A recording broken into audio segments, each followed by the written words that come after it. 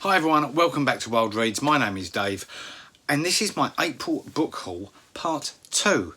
Now we've been charity shop book shopping yet again. There seems to be an extraordinarily large pile of books over there, so I don't think I'm going to be able to get through them all today. Some of them I might leave until next month. But I have got a big pile of books here that I want to go through quickly with you.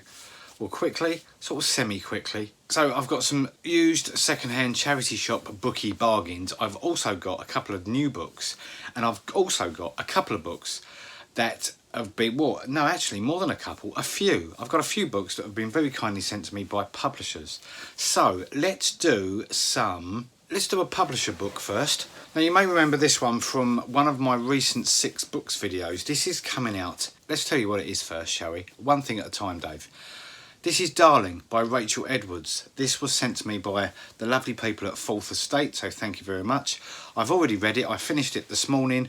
It's very, very good. This is a post-Brexit take on race relations in Britain.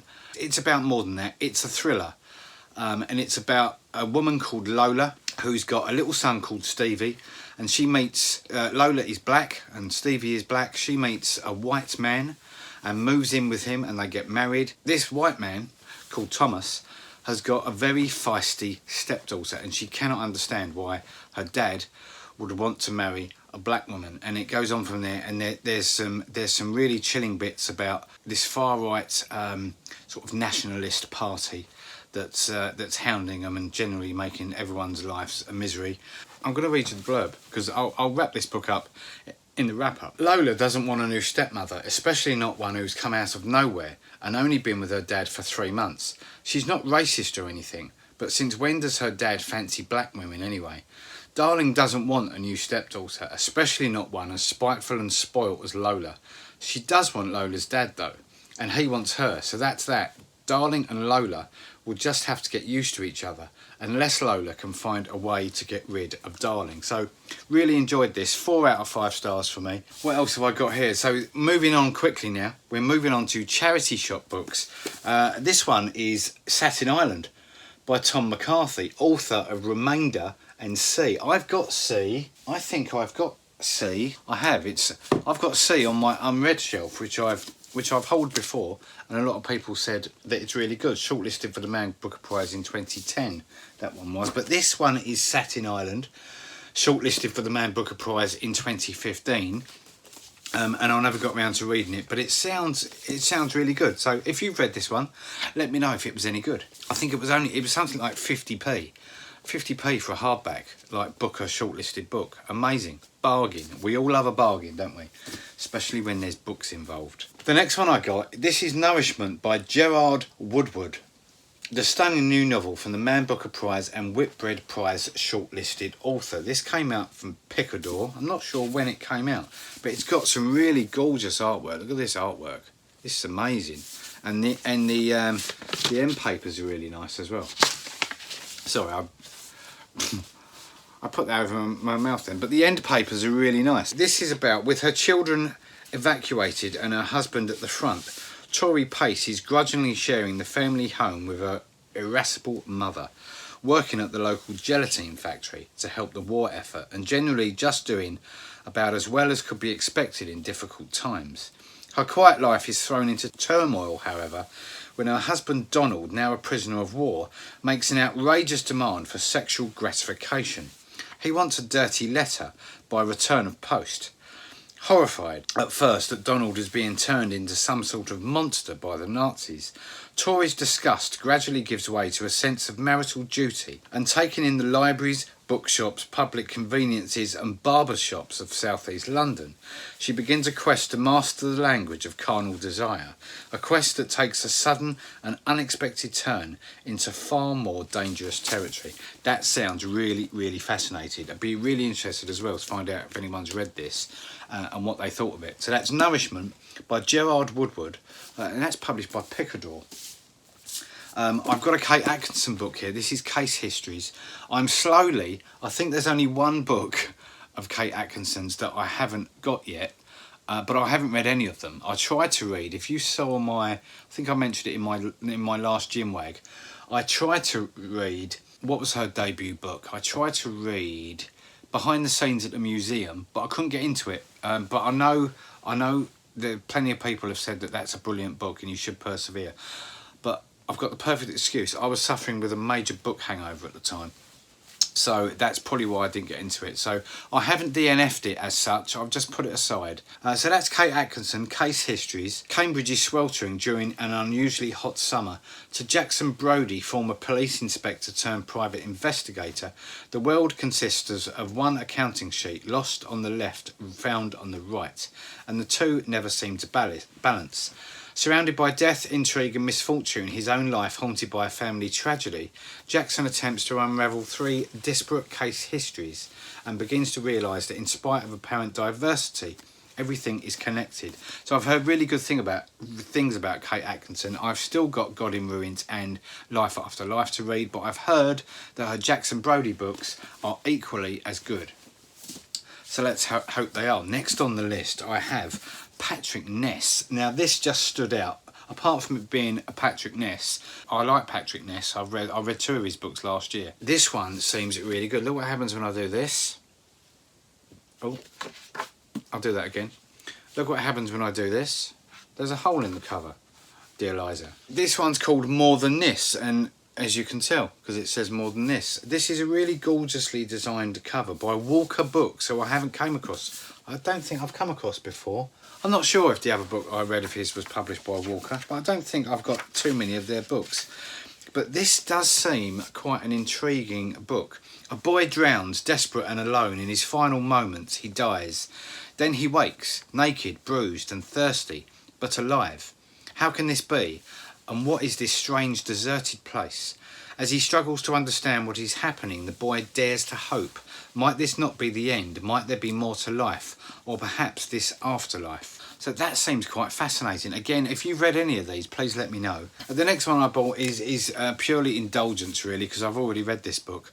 This is Dear Amy by Helen Callaghan. I read this book in paperback this month, and then I went to a charity shop the day after and saw it in hardback, and I was really enjoying the book. So I just wanted the hardback because I'm a bit like that. I don't think I'm always gonna be allowed to be like that because of space, bookshelf space and things like that, but I do like to have my favourite books in hardback, so that's purely why I bought Dear Amy. And another reason why I read Dear Amy is because I have Helen Callaghan's second book called Everything Is Lies up on the top shelf, which is waiting for me to read, that I'll get to either probably next month now. The next one I got this is purely down to cover. I bought this. This is City of Tiny Lights by Patrick Neate, published by Penguin, and I just thought it sounded really, really good, and I love this cover. And this says, a rollicking detective story keeps you guessing until the last page. Introducing Tommy Atkar, full-time cricket lover, part-time son, and sometimes West London private dick. Stumbling out of a hangover and into his office, Tommy crashes into his next case. A hooker by the name of Exotic Melody is looking for her friend sexyrussian.co.uk, who hasn't been seen since meeting a high roller in Mayfair. Before he knows it, Tommy's missing person case has become a murder investigation, and soon he's up to his eyeballs in the kind of trouble that would have Philip Marlowe lost for words. Sounds really, really good. Another two books. These are two from publishers that I've received this week. These are from Canongate, and this is a couple of proofs of a couple of proofs of a couple of books. So this one is A Long Island Story by Rick Gakowski. This is set in New York, I believe. No, it isn't. It's set in well, it is. It starts in Washington. This is set in 1953 during a heat wave. Set in Washington, then moves to suburban Long Island. It's about a lawyer called Ben. It seems really, really good, actually. This is out on the 5th of July 2018. And the next one is He Is Mine and I Have No Other. This is from Rebecca O'Connor. 1990 small town Ireland, amid the sweaty school discos and first fumblings of adolescence, 15-year-old Lani Devine falls in love with Leon Brady, whose mother is buried in the cemetery next to Lani's house. Lani is haunted by stories of 35 orphaned girls buried in an unmarked grave near Leon's mother. As the love story unfolds and then unravels, it becomes clear that Leon too is haunted by a brutal family tragedy that has left scars much more than skin deep. So that one seems really, really good. Thank you for Canongate for those two books. The next one is book, as I lean over, I call this the book lean now, where I just lean over to get another book. Sometimes I cut them out of the videos so you don't know I'm doing it. That's the magic of YouTube. Next one I got, this is James Smythe, I Still Dream. A couple of reasons I wanted this. The blurb sounds absolutely fantastic. I featured this book on one of my 6 on Sunday videos a couple of weeks ago, I think. And then I heard the wonderful Will that hosts the Waterstones YouTube channel. He made a video on I Still Dream, and if I remember when I upload this video, I will put a link to that video down below because it's really, really worth a watch. The artwork on this is absolutely incredible, which Will goes on about as well in his video. So the boards of the book are in like this foiled binary, which is pretty amazing, and that's the same on the back cover as well. And then on the actual dust jacket, there's, sorry if this is a bit anal, but I like detail like this, I really do. But there is a binary that's been ultraviolet spot varnished. See what I mean? Anal. Onto the cover. But it's a gorgeous, gorgeous looking book. And the story sounds incredible. 17-year-old Laura Bow has invented a rudimentary artificial intelligence and named it Organon. At first it's intended to be a sounding board for her teenage frustrations, a surrogate best friend, but as she grows older, Organon grows with her. As the world becomes a very different place, technology changes the way we live, love and die. Massive corporations develop rival intelligences to Laura's, ones without safety barriers or morals. And Laura is forced to decide whether to share her creation with the world. If it falls into the wrong hands, she knows its power could be abused. I Still Dream is a powerful tale of love, loss and hope. A frightening, heartbreakingly human look at who we are now and who we could be if only we allow ourselves. Sounds absolutely brilliant. I think I'm going to read this. I've got a book lined up to start because I finished Darling earlier and I have a new one to start. I'll just give you a peek at what I'm going to read next. It's Almost Love by Louise O'Neill. So that's what I'm going to read next. I'm going to read this one afterwards because I can't wait to get to it. Or shall I read that one first and read that one next? I don't know. Let's give you a couple more. This I bought in where did I buy this one? Charity shop, I think. Martin Amis. A big fan of Martin Amis.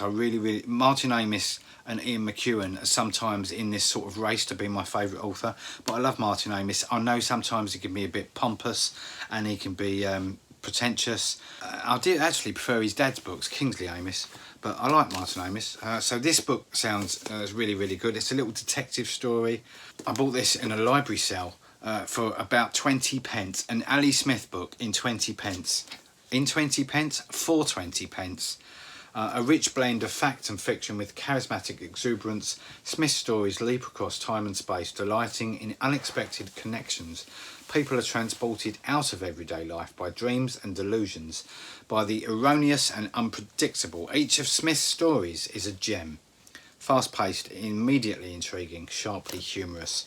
I've fallen in love in the last few months with the writing of Ali Smith. I've read Autumn and Winter, and now I'm going to start getting into her other stories as well because I know she's immensely popular. And I do, once I'm tuned into her writing, I do really enjoy her books. And that was an absolute bargain. I'm doing the book lean again. Hilary Mantel, The Assassination of Margaret Thatcher, a collection of short stories. This I bought in the library sale as well for, I think that was about 20 pence. This one I bought in a charity shop, I think. This is published by Bloomsbury by Michael Greenberg, and it's called Beg, Borrow and Steal, A Writer's Life. This is a memoir and a series of anecdotes, I believe, about writing and about the writer's life. So William Boyd. Any William Boyd fans out there? This is Waiting for Sunrise. This is a lovely big trade paperback that I found in a charity shop for about 80 pence. And it seems really, really good. Vienna 1913 this is set, and London 1914 when war is imminent. Anyone read this one? Let me know, please. Thank you. And a couple more. Another Martin Amis, a hardback. This is an ex-library book as well, yes. Ex-library book, The Zone of Interest. And it says here, there was an old story about a king who asked his favourite wizard to create a magic mirror. This mirror didn't show your reflection. Instead, it showed your soul. It showed you who you really were. But the king couldn't look into the mirror without turning away, and nor could his courtiers. No one could. What happens when we discover who we really are? And how do we come to terms with it? Fearless and original, The Zone of Interest is a violently dark love story set against a backdrop of unadulterated evil, and a vivid journey into the depths and contradictions of the human soul. I love blurbs like that, I really do. It really makes me want to read these books straight away. And the next book I got is by the brilliant Helen Dunmore. This is called Exposure. Oh, it's set during the Cold War. So London, November 1960. The Cold War is at its height, and a spy may be a friend or neighbour, colleague or lover. At the end of a suburban garden in the pouring rain, a woman buries a briefcase deep in the earth. She believes that she is protecting her family. What she will learn is that no one is immune from betrayal or the devastating consequences of exposure. That's Helen Dunmore, Exposure. Right, I think that's about it for now. As I said earlier, I've got a few more in a pile over there, but I'm going to leave them because otherwise this video is going to turn out to be an hour long. And let's be honest, no one wants that. So I'm going to leave it there. I will be back on Sunday with another edition of 6 on Sunday, and I think it's heading, on this Sunday's video, it might be heading for a double feature-length episode. So a hardback and paperback crime and thriller special. Yes, I mean it. A crime and thriller special. All crime and thriller books coming out next month. So I hope to see you on Sunday for that one. And until then, have a great week, everyone. Whatever you're doing this week, enjoy your books. And I will see you back here on Sunday for another BookTube video. Until then, take care. Bye-bye.